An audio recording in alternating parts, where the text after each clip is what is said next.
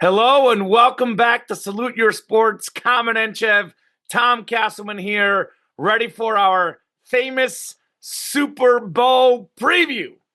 It's the big game for any football fan, sports fan in America. This is the biggest weekend of the season. We got the Seahawks and Patriots, just how you and I had in our preseason preview. We both definitely picked Seattle, New England. Every expert out there had it. It's the Super Bowl that everybody expected. Not exactly. Although, Tom, given their number one overall seeds, once we got to the playoffs, perhaps we should have expected it. These are two teams that have earned their way to this big game, probably consistency-wise, record-wise, probably the two best teams in football. Now, we're not talking about all-time great teams. There's so much parity right now, it's not a clear number one. But if we're looking at the season as a whole, consistency, both sides of the ball, offense, defense, special teams, coaching. I know some people say this is not the right matchup. It's not the most flashy matchup. But this is the two best teams in football. We'll break it all down. Offense, defense, special teams, coaching, intangibles. So we even talk about some Super Bowl food, which is not in the rundown, but we already know that's going to happen, Tom. I cannot wait to get started on this awesome Super Bowl preview show. I'm pumped. How are you, my man?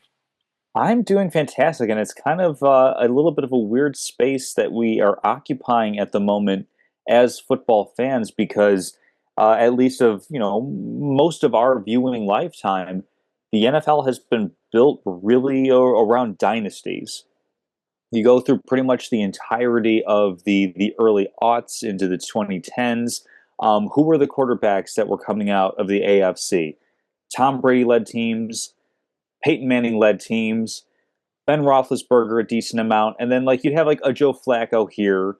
On the NFC side of things, it was a little bit more widespread, but usually, and then of course Patrick Mahomes coming on in the late teens and the early aughts, where the past few Super Bowls for the most part has been some combination of Kansas City, San Francisco, Philadelphia, with a nice little break of the Los Angeles Rams and the Cincinnati Bengals in there. So being in the space where we have two teams that have faced off in the Super Bowl before, granted, very, Beast very mode. different Feed Marsh coaching on the staff. ball, Tom.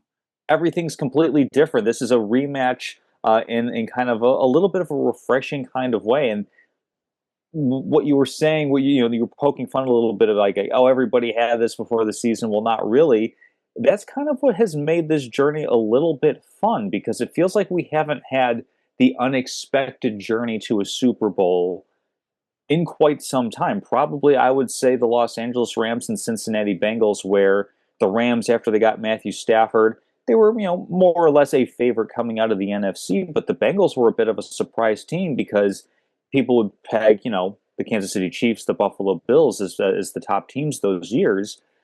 So the fact that we have both teams kind of as a bit of a surprise is a really, really nice, refreshing place to be, especially when you consider Patriots were 3-4. They had a terrible record last year. They They were had 4 wins not last year. four, They four were and 4 and 13, 13 last year. and Seattle was They were decent. actually 10-7. That's a Yeah, team that but people they forget weren't how good they've been the last couple of years, but obviously not quite not this to this good. level, not to this level. So with that in mind, a team that kind of one team going from almost like the worst of the worst to the first of the first, and that kind of maxim that we see every year in the NFL, it seems from a divisional perspective, might get that to a Super Bowl scale, or a team that has been pretty solid, pretty consistent, and has broken through in a couple of different ways. Which of these two teams has kind of been the more interesting story for you to follow this season? And there's a lot of different reasons to take it too. So I'm not only interested to hear who you think, but also why. Yeah, I mean, I also have it framed as more surprising run. I think that they're both interesting in their own right because they're both Mm-hmm. such fascinating stories. Both, by the way, with pretty new coaches. Mike McDonald fairly new in Seattle. Mike Vrabel, year one in New England. Mm-hmm. I think Sam Darnold is one of the most interesting storylines in general because he's kind of went from hero to zero to hero to zero to hero again. Mm-hmm. In that, obviously, very highly touted prospect out of USC. Then he was seeing ghosts with the Jets. More of a backup in Carolina, San Francisco. Didn't really get a chance to shine. Goes to Minnesota and has an incredible season. Gets Minnesota, I think, to 14 wins, which, by the way, Tom, I don't know, we don't have trivia written down, but I'll just go ahead and give Mm-hmm. you the trivia right now. There's only two quarterbacks in football history that have had back-to-back 14-game winning seasons as a starter. It's Tom Brady and Sam Darnold. Anytime you're on a list with Tom Brady and just you, Mm-hmm. that's a pretty good thing. It's a pretty good So, had a great season in Minnesota, had a terrible Week 18 and a terrible playoff game, which, to be honest with you, a lot of it was the offensive line. Didn't get the help, got pressured a lot, but didn't have his best effort those two games. But I judge it on a season as a whole, right? You play 17 games, playoff games, 18 games. If you were really good over 14 or 15 out of 18 games, I mean, Minnesota's got a kick in the butt right now for not bringing them back. Like, I know it's easy to say in hindsight. Obviously, they had a young quarterback. They drafted him early. But 2020, they should have kept Sam Darnold. Goes to Seattle, keeps on doing what he's been doing in Minnesota. Occasionally turns the ball over. But, man, this guy had an injury going in the NFC Championship game. A lot of question marks. Matthew Stafford, presumptive MVP, best quarterback in football. Darnold outplayed him. He played a heck of a ball game, threw the ball all over the yard. He was incredible in that game. So the Sam Darnold redemption story is kind of interesting in its own. Mm-hmm. The Patriots are... It's kind of interesting to think about the Patriots because for the longest time, a lot of the neutral fans hated the Patriots, right? Because they always won. We had this, Spygate incident as well, which arguably Bill Belichick is paying for right now by not being the first ballot Hall of Famer, which he probably still should have been, but that's neither here nor there. But the Patriots were that team that always won. Brady leaves town, and the cracks crumble. They crumble. They had the one good year with Mac Jones, but mostly post-Tom Brady, it's been L. L was in losses. But the new hope, to quote Star Wars, the new hope arises. Drake May with an old flavor to it. Mike Vrabel, by the way, I was just watching highlights, Tom. Mike Vrabel, arguably one of the most responsible guys for Tom Brady's original Super Bowl win. I don't know if you remember the game, Rams-Patriots, one of the biggest upsets ever at the time, where the greatest show on turf loses to the Patriots. One of the key plays that decided that game, Ty Law pick six. Do you know how Ty Law's pick six happened? Mike Vrabel pressured Kurt Warner, got in his face. To be honest with you, in the modern game, probably would have been called for roughing the passer, but different game back then. So because of Mike Vrabel's pressure, it forced Kurt Warner to throw the ball to Ty Law instead of Isaac Bruce, pick six. So we're going full circle. The guy that ignited Brady's start now is the coach in New England, which, by the way, Mike Vrabel is one of the best coaches in the NFL, if not the very best coach. You saw what happened in Tennessee? Boy, they've got some issues post Mike Vrabel. There was a lot of first guessing on this show when that decision was made to let him go. That wasn't second guess. That was first guess. He changed the whole culture for New England to go from 4 wins to 14 wins. A 10-win improvement, year one, AFC championship is mind-blowing. And again, they have a good team. They have a good team. Very good team. But the roster is not an all-time great team. Christian Gonzalez, phenomenal corner. All-pro, one of the best in football. But outside of him, there's not really a guy in that defense you're like, oh my God. He's, incredible. Look at the offense. I mean, Stevenson is pretty good. Has fumble issues, though. Travion Henderson is pretty good, but neither is great. Stephon Diggs is solid, but he's older. He's not great. You know what I'm Hmm. saying? Like, their team is good. The schedule, yes, I get it. Favorable schedule, but the NFL is Very. very, very hard to play. You can only play the games on your schedule. The fact that Mike Vrabel took the Patriots from 4 wins to 10 wins is incredible. Drake May, again, Kayshon Boutte, he's all right. Hunter Henry, solid. Stephon Diggs, for a number 1 receiver, he's a good receiver, very Hmm. talented player, but he's not a top 15 receiver. He's probably bottom half for number 1 receivers in football, Mr. Diggs. What Drake May has done with that team is mighty impressive. Mighty, mighty impressive for Drake May. So, and the fact that the Patriots can rebuild that fast post Tom Brady is scary. And there's so many positions and so many players that matter in football, but I would argue the 2 most important things to have on a football team: great football coach and great quarterback. And the Patriots have them both, Tom. Hmm. So are they going to win 14 games next year? Probably not. Will there be a playoff contender for years to come? Yes. If you hate the Patriots, I have bad news for you. The New England Patriots are very, very much back and very much here to stay for years to come. So both teams are intriguing. Seattle, by the way, in maybe the best division in football. The Rams, the Niners, 2 really good football teams. So to get to where they got with that division, also impressive. Just the sheer jump, though, from 10 wins to 14 versus 4 to 14, 10-win jump. New England's a little bit more surprising, a little bit more impressive. Very, very impressed with Mike Vrabel. Not shocking given how good of a coach he is, but nobody, and I mean nobody, had them at 14 wins. You and I talked about it before the season. What is the easiest division to pick? AFC East, Buffalo Bills. Yeah. Not so fast. The Patriots, heck of a season, heck of a job by Mike Vrabel. Mad respect for the Pats. Yeah, I think that there's a lot of interesting stuff with New England, and I'd like to touch a little bit on Seattle and their journey here because this has been a team about how they've been building, quote unquote, the right way, but also a different way. Obviously, you're going to do really well when you hit on your draft picks, but typically, when you have a team that is in the playoffs and having perennial success, one of the draft picks upon which they hit is the quarterback.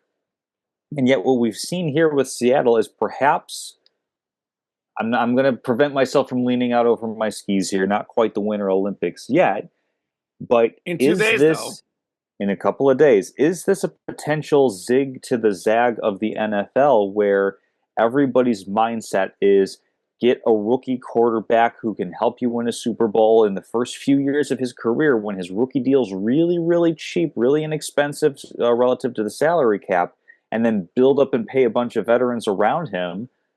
Well, what if you build up a really, really nice team, a really, really good nest, and just take a veteran quarterback and plop them in and say, hey, you don't have to be the superstar.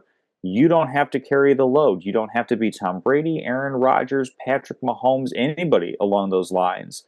You just have to be yourself, and we just have to be able to win with you and design an offense in a way that accentuates what you can do well and minimizes what you don't do well. Clint Kubiak has done a phenomenal job and is likely going to be a head coach very, very soon after the Super Bowl with what he's done with Sam Darnold, a player who had a really good year for Minnesota last year, also in a really good situation with that coaching staff and that talent. But coming in, looking at his numbers for an NFL starting quarterback, I would say relatively pedestrian, particularly in this day and age of high flying passing offenses. He just barely eclipsed 4,000 yards, but that's something that's fairly commonplace when it comes to a lot of today's big stars. And you look at the receiving room, you've got Jackson Smith and Jigba putting up an incredible season.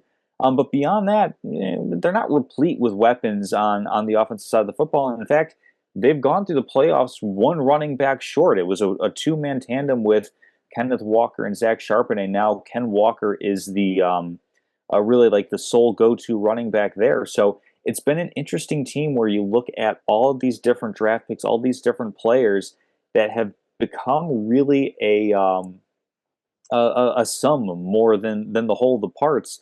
And a lot of that credit can go to John Schneider, their general manager, where if you look at how Seattle was drafting the first couple of years, really, really rough hit rate on those first round picks. But of late, picking up, obviously Jackson Smith and Jigba, getting a Devin Witherspoon as a cornerback, Gray Zabel bolstering up the interior of your offensive line this year, just stacking solid draft classes. And I'm not even getting into second and later round picks.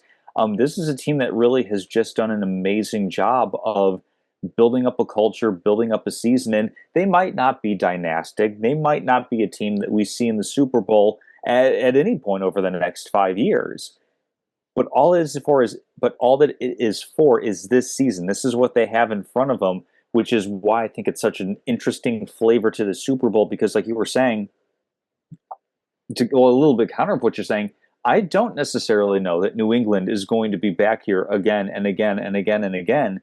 I would say that by and large, that's more of the abnormality, especially when you don't have all-time great quarterbacks like a Peyton Manning, a Tom Brady, a Patrick Mahomes, because those guys are the anomalies. I mean, we might be entering an era where there isn't a true dynasty level quarterback, which means we could be seeing an era of parity unlike any other. Again, this is where I'm starting to like get out over my skis a little bit. I'm taking a microcosm of one season, but just kind of looking at the landscape of the NFL, I could very easily see both of these teams being back to middle of the pack this year. Maybe injury luck breaks a little bit of a different way, scheduling breaks a little bit of a different way. That's why both seasons have been so fascinating to this point, because they seem almost more precious than than say the Kansas City Chiefs, where it's like, well, they've won two and they're going for three Super Bowls. Obviously, that's a huge historic achievement, but for these individual franchises, these individual teams, it could be this, and then that's it. That's all that they have. Yeah, I sort of agree, but I kind of disagree. And I'll disagree on a couple of things. So, first off, I think you're selling Sam Darnold a little bit short. There's been a little bit of a revival of defense this season. I know some quarterback injuries, but actually, Tom, I haven't pulled up on my phone. There was only 6 4,000-yard passers in football this year. Sam Darnold was fifth in the NFL in passing yards. So I do think you're selling him a little bit short. I also think like the receiving core is intriguing because JSN's the one incredible player, but Cooper Kupp, pretty solid as your 2 and 3. Rashid Shaheed is a deep option. I think the Seattle team is a little bit better than you're giving them credit for. Same goes for the Patriots. I'm not saying we're going to see a Super Bowl rematch next year, but I would be shocked if these teams are not back in the playoffs. So I do think you're selling both of these rosters a little bit short. I also think you might be selling the guys in Kansas City a little bit short. One bad year, those guys could be back as far as dynasty. A couple of moves here, a couple of moves there, things could change. But at the current moment, the NFL is definitely wide open. I do like the part you said about the quarterback, though. Get a really good team around the quarterback, because I think the all-time great quarterbacks, the Peyton Manning, the Patrick Mahomes, the Tom Brady, Joe Montana, I'd even argue Josh Allen, with what he's done with less is more in Buffalo, is kind of reaching that status. Those guys are going to deliver regardless. But for any quarterback, and the vast majority of quarterbacks, the system you're in matters a lot. Like, I think the gap between the 10th best quarterback in football and the 20th best quarterback in football is so small. Like, for example, Sam Darnold, you look at him on the Jets, bottom 10 quarterback in football. Look at him on Seattle, top 10 quarterback. Granted, probably bottom half of top 10, but he's in that top 10 discussion. So if you put around a good system around a quarterback, he will play considerably better. The quarterback is the most important position in sports, and the passing game matters more now than it used to. But you can win with a great team and a pretty good quarterback. You can still do that if you have the right pieces around them, which Seattle does, which New England does. This kind of brings us to the next question. Which quarterback do we trust more? Because this is kind of a very, very interesting situation, because you mentioned it earlier. We've had a lot of Patrick Mahomes in the Super Bowl, a guy that we've seen dominating the game. Had a lot of Tom Brady, a lot of Peyton Manning over the years. Even like Jalen Hurts is now a staple in the big game. He's been very clutch in big games. This is Drake May's first ever Super Bowl game, his first ever playoff season. It is Sam Darnold's first ever playoff run. I know we had one game the previous year. First ever Super Bowl. It's kind of interesting to look at because Sam Darnold has played some great football, but he's occasionally turnover prone. That does happen from time to time with Sam Darnold. Interceptions can be an occasional problem. Drake May, on the other hand, is taking care of the ball pretty good. Only 8 picks this season, 14 for Darnold. However, in the postseason, turnovers have crept in with May. Now, to be fair to him, played Houston and Denver in bad weather conditions, the two best defenses in football, arguably. But it's hard. And Darnold, by the way, in the playoffs, Tom, no picks. So he's got his playoff, numbers have been pretty darn impressive. As for who I trust more, can I sort of like almost cop out and kind of call it a wash? Because Darnold does have more experience overall as a quarterback. Drake May, though, Drake May's got a little bit of that it factor, Tom. I know he didn't play great in the Denver game, but game on the line, play action, bootleg, running for the first down. He wanted his number called, and he delivered. Got a little bit of swagger to him, which, by the way, Drake May, 4th in the league in passing yards. Sam Darnold, 5th. Drake May presumptively will finish runner-up for MVP. Put up massive numbers with, I know you're talking about Seattle maybe not having as much, but JSN is a top 3 receiver in football. Drake May does not have anybody like that on his team. So what Drake May has done with that team has been very, very impressive. So I don't think either guy is going to be fazed by the pressure necessarily.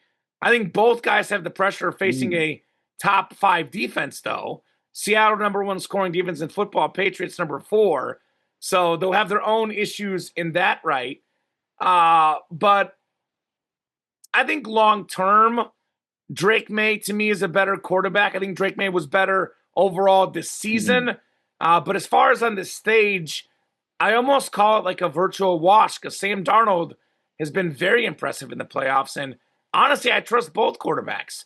I don't think either team will lose the game because of the quarterback, is my gut feeling.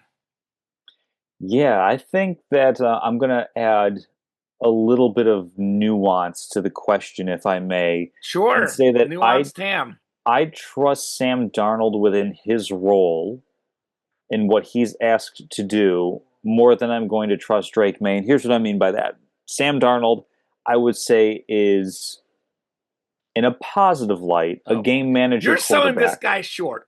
5th in the league in passing yards, Tom. In a year where Lamar Jackson and Patrick Mahomes missed time, Joe Burrow missed time, like there were a lot of quarterbacks injured. So I get he's 5th this year, but I think that there's caveats to that. Jaden Daniels missing time, like 9th in passing yards per game too. There were a lot of quarterbacks who missed time this year. 9th in passing yards. What I'm saying with Sam Darnold is that he's not asked to go out and be the guy that's winning the game in the same vein as Patrick Mahomes, Josh Allen, Joe Burrow. The team's success doesn't really flow through him. He's an important component, no doubt.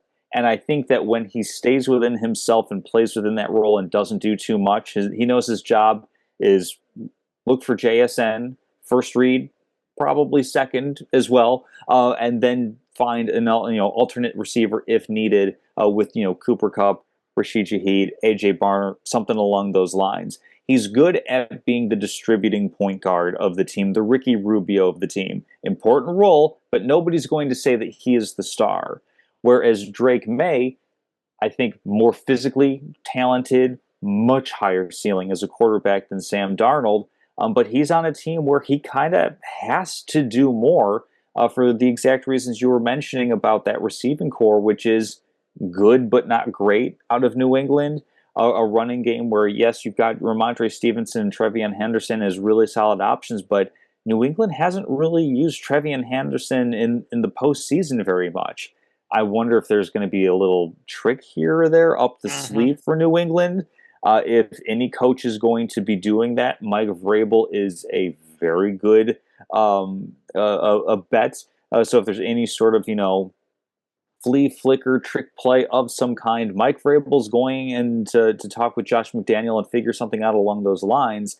But I think both quarterbacks, how do I want to phrase this?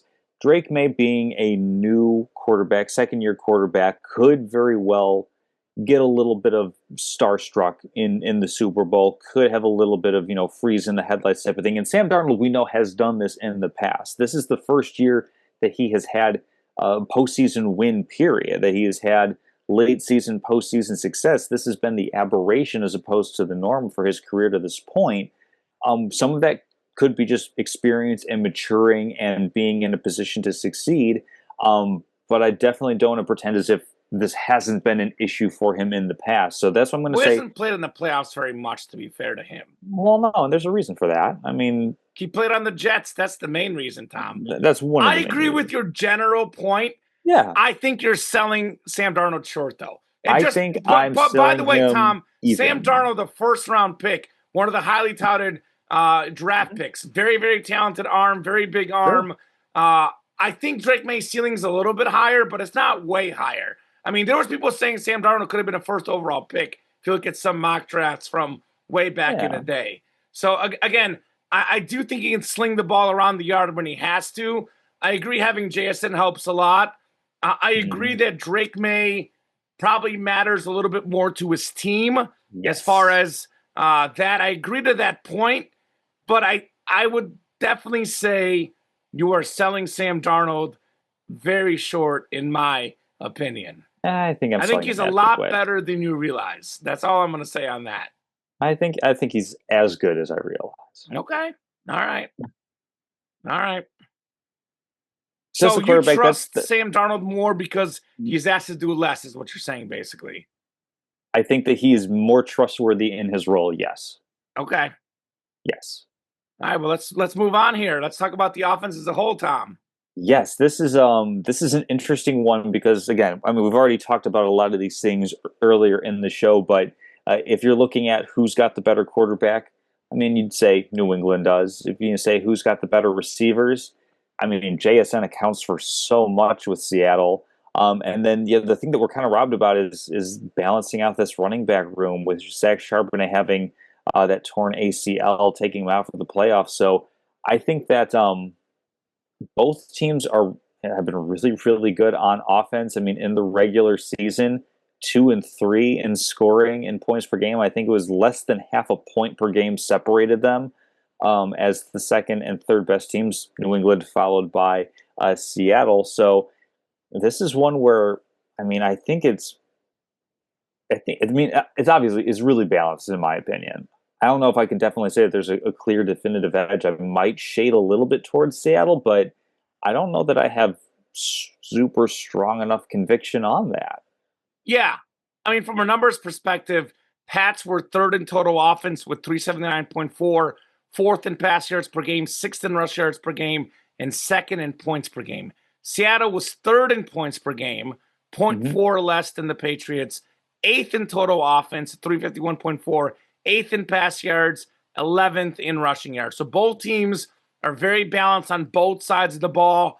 The Zach Charbonnet thing, I actually think, I don't want to say it helps, but to me it's almost a wash because I think Kenneth Walker is better. So it's like you get to focus more on him because he is the number one back. I know it's a dual split, but Kenneth Walker is the better running back. We saw we did against San Francisco when he got the ball the whole time, over 100 yards, made it easy on that San Fran, defense. So it is very, very evenly matched from a statistical standpoint. Both teams are very, very balanced.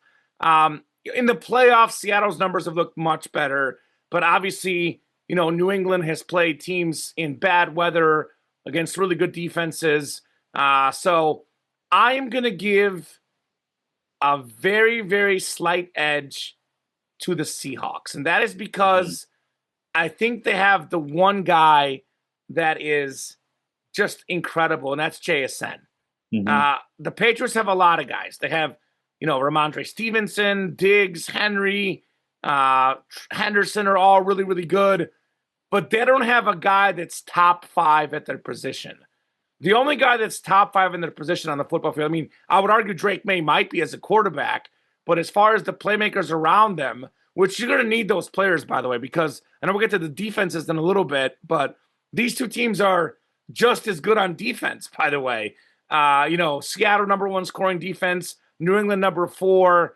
So to beat these terrific defensive players, you're going to need some playmakers. And the one massive playmaker, the one really, really good player that's elite at their position is Jackson Smith-Njigba. Led the NFL in receiving yards this season. Turns out Seattle knew what they had because they let DK Metcalf go. To make it a clear number 1 JSN, no distractions. They let Tyler Lockett go. They said, JSN, you're the guy. We'll bring in Cooper Kupp to be sort of that veteran leader, that guy that can give you the little ins and outs of the position. But you're our guy. We're going to target you. And you're right. Sometimes for Sam Darnold, it is easy. Just find JSN. And it works. It works. And I know it said that, New England has Christian Gonzalez, all-pro corner. New England's got a great defense. They got a great defensive head coach. They got a great defensive coordinator. They're going to find ways to shut him down. Well, there's a lot of teams that have really good defenses, and nobody has shut JSN down. So I'm going to give the teeny tiny slight edge on offense just because of JSN, because the Seahawks have JSN and the Patriots do not. Yeah, I think we're in lockstep on that one there. As far as better defense, this is one where I feel like it's a clearer edge. Really? And I'm Clear. gonna say I think it's a pretty clear edge that Seattle has a better defense than New England does. And I think my biggest kind of like indicator for that, and my reasoning for that, probably comes down to pass rush. None That's of these true. teams have a 10 sack have a player who's got double digit sacks on the season, but looking at the teams as a whole, I mean, Seattle has 4 guys that are, I would say, pretty good, consistent pass rushers. You got Uchenna Nwosu, you've got Leonard Williams and Byron Murphy II, all tied for the team lead with 7 sacks. The interesting thing about that, they all are listed as playing different positions on the team, where you've got Leonard Williams as a defensive end, Byron Murphy as defensive tackle, and Nwosu as a linebacker, basically saying we can rush interior, we can rush exterior. And let's not forget about DeMarcus Lawrence, formerly of the Dallas Cowboys. He has 6 sacks on the season. So those are kind of like your 4 main guys. And essentially what that shows me is they can attack you a couple of different ways, pressuring with just those 4 guys. I mean, they do some other work with blitzing, sending other players after the quarterback, stunts, twists, different simulated pressures that they can do. But really the fact that they have multiple guys that have demonstrated an ability to get home, that's going to be a strength, especially going after a young quarterback who I'm sure Mike McDonald will have some things cooked up for Drake May for sure.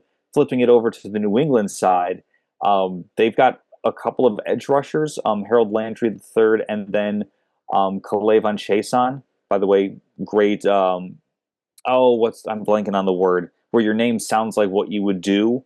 Play on words. I don't know. Yeah, not dissimilar from Kenneth Gainwell, a running back being named Gainwell, a pass rusher named Chase On, going after the quarterback. Those guys, no doubt, very, very talented players. for New England. But the fact that they're both edge rushers, and then you've got Elijah Ponder, Milton Williams, defensive end and linebacker. You got to scroll all the way down to Christian Barmore to get your first defensive tackle, and he has 2 sacks on the season for New England.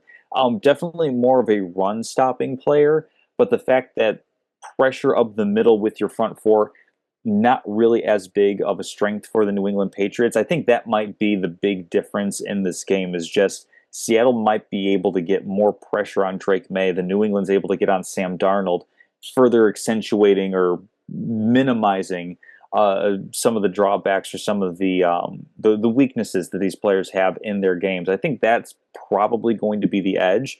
I mean, there's going to be some fascinating individual matchups. Don't get me wrong.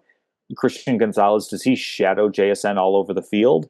Or is JSN going to be kind of, popped into the slot every now and again as a way to try to get a free release, try to get some way that he's lined up on, say, Jack Jones or somebody else on New England's defense to free him up to make a play? That's going to be a really interesting kind of chess match to watch how to get some of the individual players open, but kind of writ large about the defense. I lean Seattle by a decent margin because I just trust their pass rush being more effective than what New England's going to have. Yeah, I have something similar written down. Again, I don't think the gap is quite as extravagant as you make it out to be. Mhm. I do think they have a big edge in the pass rush, but I mean, looking at the numbers as a whole, Seattle sixth in total defense, the Pats eighth this season. Seattle first in points allowed, 17.2. Patriots fourth with 18.8. Like that's not a lot of points they're allowing. Obviously played Josh Allen twice as well this season. It's more of a team committee in New England. Again, Christian Gonzalez is an all-pro corner, but they Mhm. don't have that defensive end that's going to dominate necessarily, but they find ways to deliver. But yeah, the big difference I have is 47 sacks for Seattle this season, 35 for the Patriots. Now, the Pats had only 19 takeaways. Seattle had 25. I guess the Patriots saved their takeaways for the playoffs, though. Just ask CJ Stroud if you're wondering. But I do agree with you. Seattle does have the edge, but it's not a massive edge. Look, I get that, obviously no Nico Collins for Houston. CJ Stroud did not play his best game. No Bo Nix for Denver. But this Patriot team, they're doing what they did in the regular season. I mean, they gave up 18.8 points a game. They just gave up 7 points in an AFC title game. Like, that's a really, really good Mhm. defense. Mike Vrabel comes from a defensive background.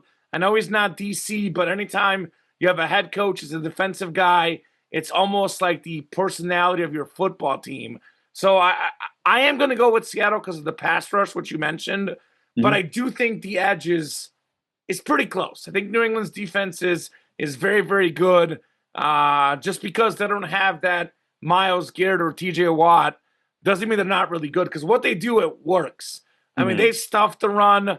They're not giving up a lot of yards passing the ball. So even though they're not getting 4 sacks a game, they're still really, really good on defense. But I do got to give Seattle the edge because of what you talked about and Mhm. that pass rush in particular. By the way, a couple clean things to clean up. What I was looking for, the word I was looking for, is an aptronym, which is a name that's aptly suits its owner, often reflecting their profession or personality. One of the examples listed is Usain Bolt, a sprinter known for his speed. And then also, I said Jack Jones. I meant Marcus Jones as the Thank other you. cornerback for the New England Patriots. So I just wanted to get that clarified because I was referencing a I complete was getting really person. worried, Tom. I was just pacing back You're and forth. beside He yourself. butchered the name. How dare he? I was just I was rearing up inside, just boiling, waiting for the Well, you correction. you did admirably in keeping your emotions in check to carry on and soldier on Thank you. with the show. Moving on to special teams. This is one where I mean, there's an obvious answer here because Rashid Shaheed has had multiple return scores for touchdowns. He is obviously a huge impact player. So is he alone enough to give the edge to Seattle? Is there anything that New England can say, hey, we have comparable to our own version of a Rashid Shaheed? That dude is flat out speed in the open field. Well, what a great pickup for Seattle. I mean, Mhm. honestly, like, how do you win a Super Bowl? Uh, everyone thinks about the superstars, the quarterback, the coach, the star receiver, but the vast majority of the championship winning teams in whatever sport it is, it's that role player. It's that like third, fourth, fifth guy that matters. By the way, he's been pretty clutch catching the ball too. He's such a deep threat that you have to account for him as a wide receiver too. By the way, Mhm. Seattle, in case you're wondering, Tom, even pre-Shaheed, they had a really, really good team. By the way, the Patriots had the best return yardage on kicks this season. Seattle was third.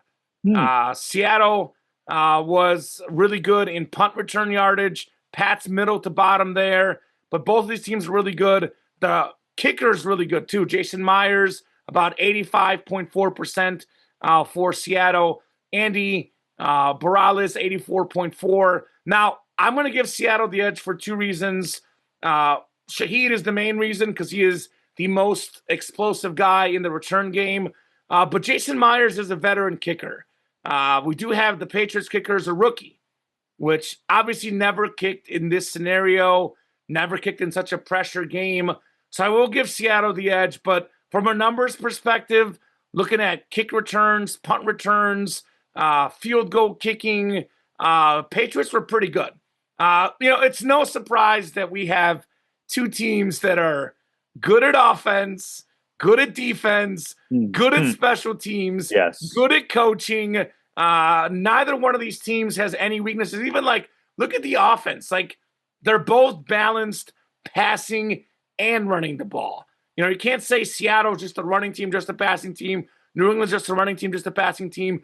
They're both ranked top 11 in both categories. So they're just a really, really well-balanced football teams. And again, what makes a difference in a big game? Remember Kadarius Toney? I know we had all the drops from Kansas City, but that return against the Eagles in the Super Bowl, that might have won the Chiefs that Super Bowl, by the way, Tom Castleman. Mhm.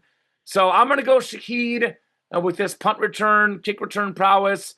Obviously, a more experienced kicker as well, but Patriots special teams is also pretty solid. There's really no cracks on either team, if that makes sense.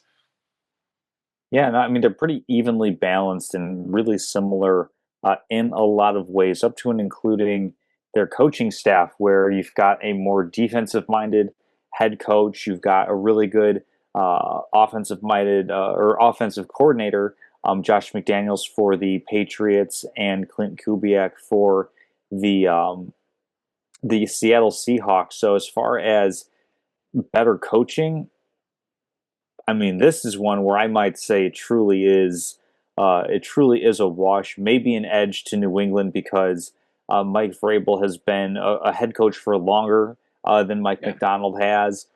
He certainly has been in bigger games, having been in an AFC championship with the Tennessee Titans, and just like having demonstrative events of winning these little chess battles, for example, with Bill Belichick, as far as these little in-game games, playing with penalties and delays of games and false starts and all that. Clock Um, management. he's going to have something up his sleeve. And something that I think is going to tie into one of the intangibles that I'll be mentioning in the next segment. I think I'm going to give the edge to New England on this one. But again, it's very, very close because McDonald's done a phenomenal job as well building up this program in Seattle and really having pretty much like a perfectly kind of tailored plan to the roster that he has in front of him. Yeah. I mean, I think both these guys have been phenomenal. Obviously, you're in Chicago. Ben Johnson's been great. You Hmm. got to give, Kyle Shanahan a ton of credit with San Francisco, all the injuries. Sean McVay is always a great coach. But both of these guys are top 5 coaches in football, arguably the top 2 best coaches this season when it comes to Coach of the Hmm. Year. Really, really good minds, really know how to run the teams well. Again, it's very hard to say, like, think of like Phil Jackson, where Phil Jackson's in his first finals, like taking on, I think Pat Riley was the coach at the time with the Lakers. It's like really Hmm. easy to say Pat Riley's the better coach because of the experience, but obviously we know Phil Jackson is a really good coach. So I wonder if it's like a Vrabel McDonald situation, but when you're not sure, I kind of lean towards Mike Vrabel as well. You mentioned coaching the Titans in the AFC Championship game. Also, that's sort of like been there, done that. He's a Super Bowl champion as a player Yeah, you can draw on in New that. England. And I know it's so many years. It's probably nobody on that team. Well, I know for a fact nobody's still on the team from that Patriot team. But it's some of the owners, some of the same stuff, some of the culture. He's been a part of that cultural run. Mhm. He's played in a Super Bowl as well. I know it's not the same as coaching, but he kind of knows how the week goes. He kind of knows how to prepare, which, by the way, intangible edge coming up. Mhm. So I'm going to give the tiny slight edge to Mike Vrabel, but both of these coaches, phenomenal work in both of these places. And we talked about, like, neither team was supposed to be here. And Mhm. I would say, Tom, in football, I think coaching matters more than any other sport. Obviously, coaching matters in every sport. I'm not saying it doesn't, but football is so strategic. Like, there's more strategy to football than any other sport. I mean, you could argue baseball, but baseball, it's like, yeah, you got to Mm, rotate guys, yeah. but if you have 100 miles per hour, like, that's different. Well, and The I would play say, calling in football is so intricate that I think it matters more.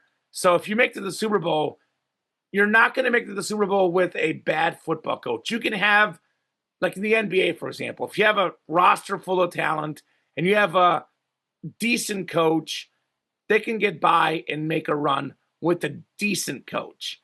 mhm. In the NFL, you got to be pretty good to make the Super Bowl. I mean, you don't just get there without knowing how to coach. No doubt about that. Well, because it's more coordinated, and that's why they're called coordinators as opposed to just assistants than any other sport. I mean, take something as basic as an offensive line, which I'm going to move in, kind of transition a little bit into intangibles here.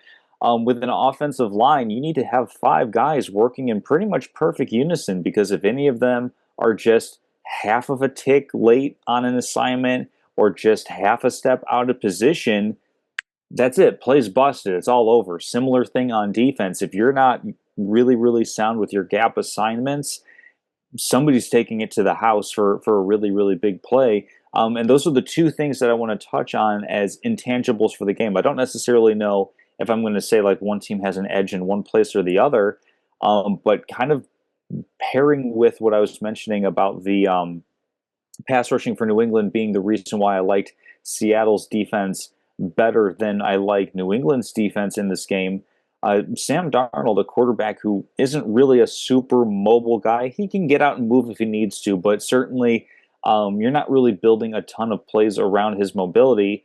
He was only sacked 27 times this season, which is less than 2 sacks a game. I think it's like 1.7 something, give or take. So part of that's on him getting the ball out expediently, but a huge part of that is an intangible and really probably should have been discussed with the offense on how good this offensive line has been for Mm-hmm. Seattle in pass protection. And then, of course, you've got close to, what was it, like 17,500 rushing yards combined with Kenneth Walker and Zach Charbonnet. Yes, these are talented running backs, but a lot of that does not happen with the big guys up front, moving the other big guys around for you. So I think offensive line play probably is going to be pretty significant. And if this is a game where a really good offensive line for Seattle can more than handle a tepid pass rush for New England, I think that's going to afford a lot of opportunity for the Seattle Seahawks to win in this game. To counter, potentially, And um, Jason to get open. and JSN to get open as well, because even the best cornerbacks can't cover for more than a couple of seconds. Even It's just Rashid Shaheed, stay with that guy. it's impossible to There's do your that. intangible, Tom. Rashid Shaheed. That could be Look for one. one deep play from him at some point in the game. Absolutely. Well, I mean, oh, comment that just pairs in so well with what I was saying, which is the big play because um, I'm just scrolling down ESPN here. One of the stats that I noticed, you've got your yards, your touchdowns, fumbles, turnovers, all that stuff. Well, they have a little icon here, and it's called big. And you've got big rushing plays and big passing plays, and this is defined as a yard or a play that is 20 yards or more rushing and receiving. And Okay. of the two teams, I was a little surprised to see this. New England 85 big plays, 69 passing, 16 rushing, to Seattle only having 75, 57 passing and 18 rushing. A good chunk of those passing was, by the way, to Jackson Smith and Jigba. But that's where I'm kind of thinking an edge or an intangible might come into play with New England, is that they have a couple of different guys or several different guys that can make big plays happen because Ramondre Stevenson and Trevian Henderson both have a handful of big rushes this season. And then when you look at the receiving core, Stephon Diggs leads the way with 17 big plays. We've got Hunter Henry, Kayshon Boutte in there, Mac Hollins, Demario Pop Douglas, and then even you throw in Ramondre Stevenson as a receiver, getting some pretty big plays, typically with a screen or some sort of wheel route that really gets a big play. That's going to be how a team that to this point we've said most of the edges have gone to Seattle, and markets, the betting markets and general public consensus would say Seattle is the favored team as well. Four and a Well, half point spread. How do you beat that? You have to beat it with big plays. You have to beat that with something that changes the complexion of the game within a play. Long sustained drives are really good, but if you can score in 30 seconds, if you can get something that just completely takes the wind out of the opposing team's sails, whether that's a return play, a big pass play, like a screen that goes the distance, that's going to be one of the intangibles to watch. I would say that there's a decent chance, even with two really good defenses, that we're going to see a couple of really huge explosive plays in the Super Bowl. And which ones are going to swing the game at which point in time is going to be really interesting to see. Yeah, I mean, I like that. That's a good point. By the way, why does New England have so many big plays? Drake May, one of the best downfield passers in Mm-hmm. football. You normally think about a young quarterback, year two in the NFL. Is he a game manager? Is he dumping the ball off? Are they playing conservative? No, New England Patriots air the ball out. I know we didn't see it much in the tepid Broncos, snow riddled, Mm. cold conditions, but traditionally, if you watch the Patriots in the regular season, why did they win? Because Drake May aired the ball out. I mean, they had a lot of deep shots that were Mm-hmm. very successful. So that's a very good point. I'm going to give the intangible edge slightly to the Patriots for two reasons. One is that they're the underdog, which I think anytime you're the underdog, you have that some sort of like, I know we're going to say that, they're all athletes. It's the Super Bowl. You should wake up. But there is a sort of like innate human nature. And I can speak from it from myself. I think just whether it be sports or work or relationships or whatever it may be, when you feel underestimated, Mm. there's a sort of like extra fire that burns inside you. And think about this New England Patriots, which, by the way, you better believe they're on Twitter, they're on, X, Instagram, Facebook. They turn on ESPN. They know what everybody's talking about. The soft schedule. You guys only got there because of the schedule. You beat a Denver Bronco team without its quarterback. You beat a Mm-hmm. Houston Texans team that threw the ball to you. You beat the Chargers, who are the perennial chokers. You beat the Jets twice a year. Who is the Jets, man? That's two free wins on the schedule. These guys hear that, Tom. They are human beings. They hear that. So for that, I got to give the Patriots a slight edge Mm. and intangibles. Not to mention the Mike Vrabel factor. Like I said, he's coached in the AFC title game and he's played in the Super Bowl. He's a guy that could get in the Super Bowl. Have a fun little half joking, but half serious and Uh-huh. just sort of intangible that makes it close. Let's call it a pattern. Let's go Homer here. I'm going to go with the Homer pattern here for you, Tom Castleman. Okay. So, Chase Daniel, former Mizzou quarterback. Yes. Blaine Gabbert, former Mizzou quarterback. Mm-hmm. What do they have in common? Besides the fact that they were Mizzou quarterbacks, I mean, they have a lot of things in common. I mean, both were backups for the Kansas City Chiefs. I know I said a lot of things in common, but that's pretty much the only one that's springing You're to giving mind at me the so moment. much right now. So I'll give it to you. Um, Chase Daniel, backup quarterback to Drew Hmm. Brees, Super Bowl title. Okay. Blaine Gabbert, backup to Tom Brady and Patrick Mahomes, Super Bowl title times two. Hmm. Seattle's backup quarterback, Drew Lock, Mizzou backup quarterback, going for a Super Bowl title, Tom Castleman. Which, by the way, if you're an NFL team right now, call Brady Cook. Make him number two, make him number three. Get Brady Cook as your backup, Tom. Because the Mizzou backups win the Super Bowls. MIZ, baby. ZOU, didn't Brady Cook start for the Jets though? Yeah, well, probably not Well, the long-term answer eh, when Justin Fields and he et needs to cetera faded. back up someplace else besides Yeah, the Jets. backup quarterback And someplace else. That's what I'm yes. saying. Call him up. Brady Cook is your backup, Tom. Call him up. NFL equivalent of a rabbit's foot. All right, Common. So now we've talked this game pretty well through and through, and we're probably leaning the same way on who wins the game. MVP conversation, I think, is going to be pretty interesting, though. But I don't know. Maybe you'll surprise me here in this last segment. Maybe you've been then lying in wait and been baiting a trap to say that you're going to go with New England. But think I think I'm going to go Seattle in what do I want to say? Like a 26-22 victory, something like that. 22, 26. Yeah, These sure. are Why not? 2022. We don't see I'm that I'm often.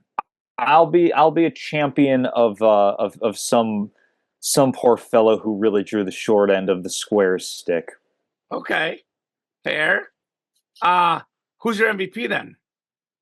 MVP. Hmm, this was a tough one. I'm gonna go Look at with the Kenneth Patriots. Walker the third. Okay, that's a good one. I debated a couple. I mean, there's obviously like three big options that you could pick for the Seattle Seahawks. Maybe a fourth if you want to say like Rashid Shaheed's going to have a big score or something along those lines. But Walker's going to be figuratively and literally carrying the load on the ground for the Seattle Seahawks. I think that he'll probably get at least one touchdown. And I mean, he's a decent receiving back as well. So there's a chance that he might have a couple of scores, one on the ground, one in the air.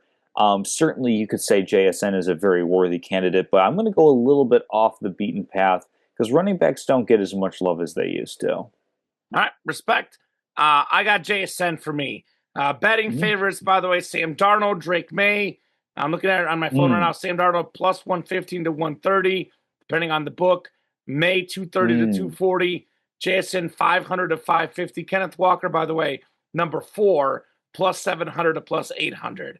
So I'm just going to bet on Mm. JSN. I think he's the best player on the field. He's the best playmaker. Expect a massive game from him. I'm going 23-20 Seahawks. Game-winning field goal as time expires. How about that There for you go. drama, Tom?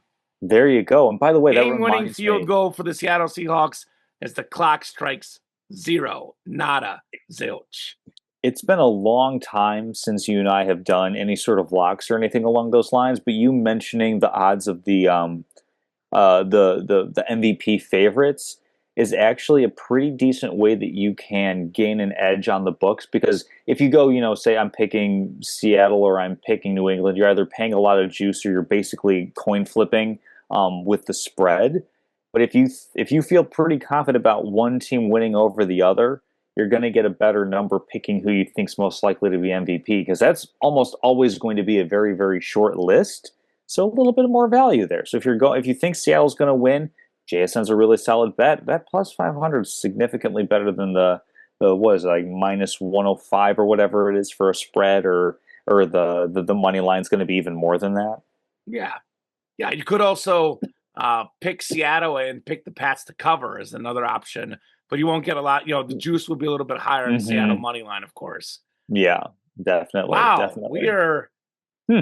very much on the same page this show.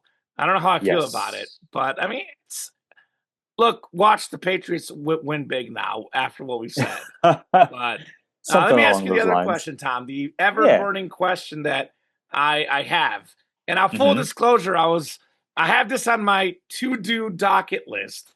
And I was Okay. actually thinking about asking you this year, but before Hmm. I got a chance to ask you, my friend invited me to a Super Bowl thing. But I have Oh, on my nice. list, do a Super Bowl with Tom so you can experience the Tom Castleman cuisine. And I was gonna ask you to do that this Hmm. year, but my friend asked me like literally like weeks ago. He got ahead of it. Like I got invited like after the New I Year mean, for a Super Bowl party. So good I for do have a him. prior He's on commitment. top of his life. He says he's going to do pizza and wings, and I got to bring a dessert. So that's what There you he's go. got on the menu. What are you eating on Super Bowl Sunday, So Tom? I'm What's your I'm go-to snack and go-to foods? so I'm actually doing the same fare. I am doing wings and I'm doing pizza. I do them homemade. Yeah, So I of found a course, recipe classic online. Tom style. Basically, I go to the grocery store, I buy a bag of, de-winged, rolling little chicken wings, de-chickened wings. Hmm. And I bake them in the oven, and I do a dry rub. I'm not a huge fan of saucing up my wings. If that's something that somebody would want to have as an accoutrement, they can. I put But sauce on I'm my wings, but that's just me. but that's going to be my go-to. And then, yeah, homemade pizza as well. I've got a pretty decent dough recipe, and then it's just getting the little pearl mozzarellas along with shredded mozzarella. Do both of those, and then I'll have to figure out the toppings, but I might do a mushroom duxelle. Just cook all the moisture out of a bunch of chopped up mushrooms to put them on there, so they're already cooked out. All the moisture's out, so that it doesn't interfere with the baking of the cheese. That's going to be the go-to. I don't know if I'll go snack because usually I make dinner pretty close to the Super Bowl game itself, so it's pretty much just eating that. All right, I'm excited. Yeah, I'm not the there you biggest go. mushroom guy personally, but everything Hmm. else you said sounds terrific. Just Yeah, well, I remember, mean, I Tom, do maybe next year. Let's book it ahead of time. Next year, I'm coming over absolutely, for the Castleman Super Bowl party. absolutely, and maybe next year I'll feel like doing a Thanksgiving dinner. It really kind of varies. This year I'm feeling a little bit more low key. Also, didn't get the on sale turkeys after the holidays soon enough, so I didn't have a 20 There. pounder just kind of taking up a bunch of space in my freezer. But maybe next year I will. Awesome. Well, enjoy the Super Bowl, Tom. You too, sir. Looking forward to it. We'll see how right or wrong we are. We're either going to look really smart or really dumb because we're mostly in lockstep. Only thing I would say, the biggest thing we disagreed on is that I think Sam Darnold's a little bit better than you give him credit for. Otherwise, we were on the exact same page tonight. He's very So, solid within that very small difference between 10th and 20th. okay, fair enough. Well, thank you so much for those that do watch the show. You guys are the best. I'm not sure when the next show will be, Tom, but whenever it's going to be great. And we'll definitely, Always. in a few weeks, we'll still make note of whether we were right or wrong. But really, really good shows with you as always. Next year, we'll try to do more for the football season. Looking forward to a lot of fun here. Enjoy the big game. And as always, Tom, thanks for doing the show with me. And thanks to everyone that watches and listens. And have a wonderful, wonderful night.